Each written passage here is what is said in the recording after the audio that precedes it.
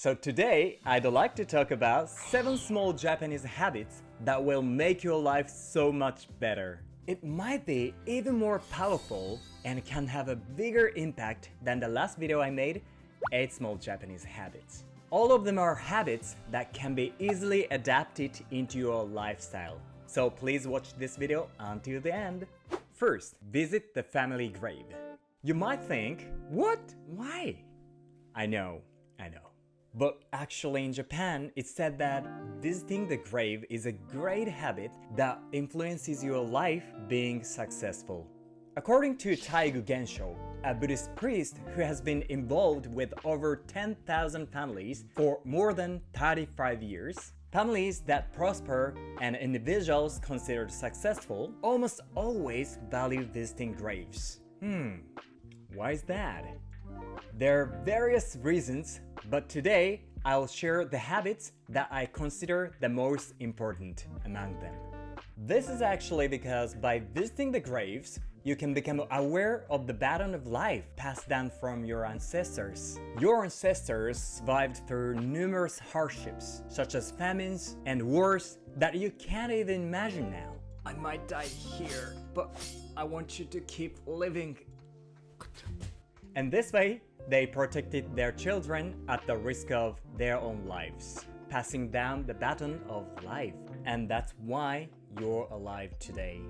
This baton of life carries their wishes, love, and dreams that were left unfulfilled. And visiting the graves is an excellent opportunity to remind yourself that you hold this baton. It seems that the famous film director Takeshi Kitano not only visits graves, but also offers prayers at the Buddhist family shrine every morning and evening. Up there in front of the photographs of his parents, grandparents, mentors, and director Akira Kurosawa, Takeshi Kitano offers prayers with something like, "Mom, Director Kurosawa, if there's anything you couldn't finish, I'll carry it on my life." By engaging such prayers at graves and Buddhist family shrines, it becomes possible to continue living along with their aspirations. This creates a power that goes beyond your imagination, and as a result, it could be the secret to leading your life to success. Second, picking up the trash. Cleaning public area. Shohei Ohtani, a super popular MLB player in the United States, is known for casually picking up the trash. Some might wonder why a superstar like him would bother with picking up the trash. But actually, this is a small habit that many Japanese people naturally practice, which can easily bring up some good luck. I bet you remember the story of Japanese football supporters picking up litter before leaving the stadium at the World Cup held a few years ago. Even if you pick up litter, you won't gain anything, not even a single yen. No, sometimes yes, if you're lucky. But even so, Japanese people still engage in picking up the trash. Why is that? I believe there are 2 main reasons. Firstly, because for Japanese people, it's considered natural and a matter of course. In Japanese schools, there's a daily habit of students cleaning classrooms, restrooms, hallways, and other areas. Make it cleaner than when you use it.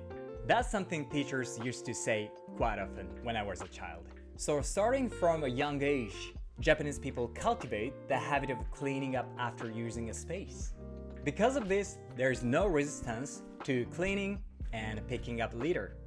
The second reason is toku. In fact, I find toku very hard to translate in English. It might be translated as virtue or good karma. This is my understanding. But Japanese people subconsciously believe that by picking up litter, they are accumulating virtue or good karma. That's why even if no one thanks them, they still engage in picking up the trash. Now someone might wonder how this leads to good things happening in the future. Yeah, but strangely enough, that's what tends to happen. For example, Munetsugu Tokuji, the founder of the most famous curry chain in Japan, Koko Ichibanya, has stated that if a store experiences a decline in sales of 2 to 3%, actively participating in picking up the trash in the store's neighborhood can help it recover within 6 months to a year. That means picking up the trash is not only a remarkable habit that helps beautify the world and bring happiness to others, but it also eventually brings happiness to yourself. By the way, I do this habit every morning while walking. It's really easy, just going out and picking up the garbage, and also it feels really good. So let's start picking up the trash together. Third, stop eating when you're 80% full. In Japan, there is an old saying, hara hachibunme ni ishairatsu, which means it'll be better for your health if you stop eating when you're about 80% full instead of you're completely full. But is this really true? Yes, and it's actually had the power to change your destiny too. There's some interesting studies. Tokai University School of Medicine compared two groups of rats. One group was fed to only 80% of their normal intake, while the other was allowed to eat as much as they wanted. The results showed that the former group lived 1.6 times longer. In human research, Kanazawa University School of Medicine conducted an experiment where participants maintained a diet at 75% of their normal intake for several weeks. The results showed that the amount of enzymes produced by the longevity gene, called sirtuin gene, increased several times. From these studies, it's evident that eating until about 80% full is an important dietary habit for maintaining good health and changing the destiny that I mentioned earlier. Let me explain why. Let's go back in time to the Edo period in Japan. During that era, there was a person called Namboku Mizuno, who was not only the country's most renowned physiognomist, but also specialist in dietary moderation. He said, even though with unfortunate facial features, if they consume small meals, they tend to have fortunate lives and do not die young. And their fortune tend to improve, particularly in their later years. In fact, despite Namboku's physiognomy indicating an unfavorable fate and a short life, he ate at 80% and lived until the age of 78. Isn't it amazing how this eating habit can change your destiny like this? But I sometimes find myself overeating as well. Sorry. So let's make a conscious effort together to eat in moderation as much as possible, okay? Fourth, thank you for the meal. Gochisou-sama. Like itadakimasu, I think this is a line you might have heard of in anime. The meaning of gochisou-sama is similar to itadakimasu in that it expresses gratitude to the person who prepared the meal. But actually, there's an even deeper meaning. I believe that even among Japanese people, less than 5% are aware of it. So today, especially for you, I'll tell you what it is. The other meaning of gochisou-sama is to entrust one's life. For example, when you eat vegetables, those vegetables have entrusted their lives to you. When you eat fish, the fish has entrusted its life to you. The kanji hashiru in gochisou-sama means to run. So by saying gochisou-sama, you're telling the ingredients, thank you for entrusting me with your life. Now I'll make the most of my life, and in return, I will run it on behalf of you. By being conscious of this, you can feel gratitude for every meal and gain energy with each bite. Gochisou-sama. Feel free to use in your daily life. Fifth, kotodama, the power of spoken words. The soul of language is a literal translation of kotodama. When you look up kotodama in a dictionary, it's defined as first, mysterious power believed to reside in words in ancient Japan. Second, the power to make what you say happen. In simple terms, it means that words carry an invisible power. Have you heard of the IKEA experiment? It's the experience with two identical plants set up in a school under the same conditions of sunlight, water, and fertilizer. For one plant, they use some kind of loving words, while for the other, they subjected it to negative words like insults. They played the recorded positive and negative words to each group of plants for 30 days. What do you think happened? Check this out.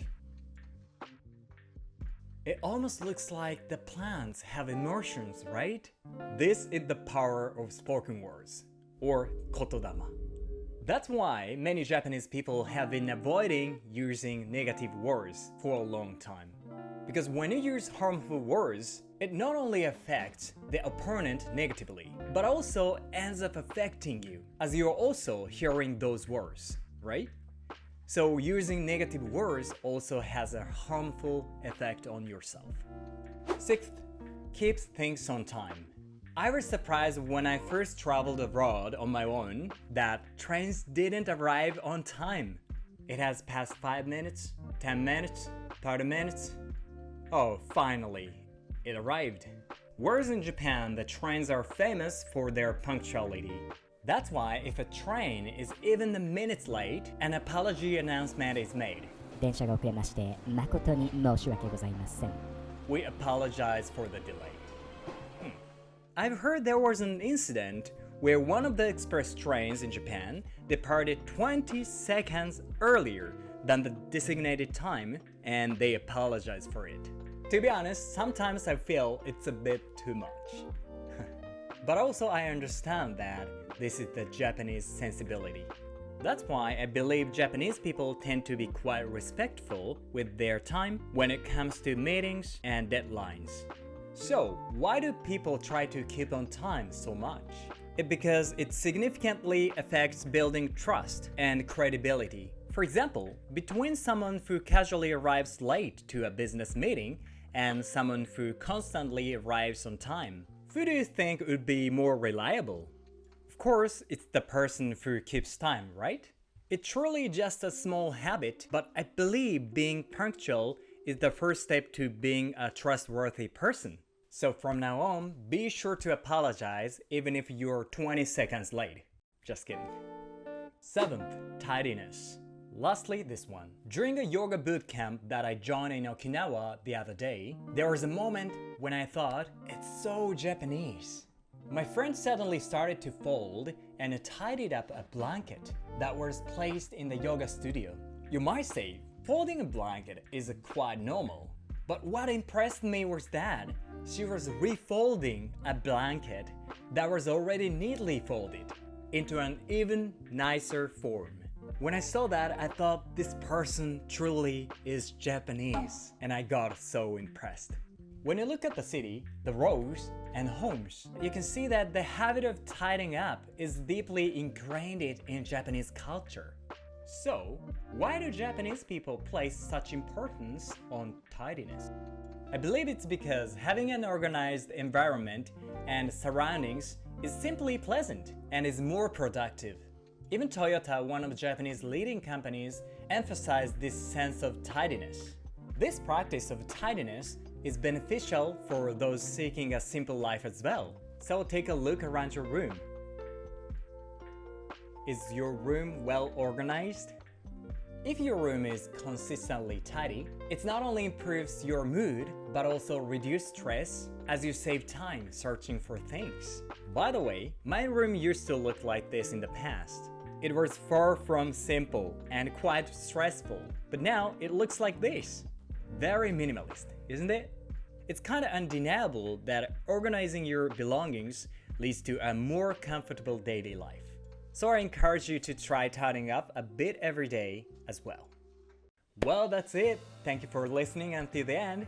Do you have any similar habits in your country? If you want to give it a try from the ones I introduced today, try starting it now. Your daily habits will shape your life. I'm not perfect either, but I'm trying to incorporate these small habits into my life little by little. Okay, so stay safe, have fun, and thank you for watching as usual. I hope to see you in the next video. Bye bye!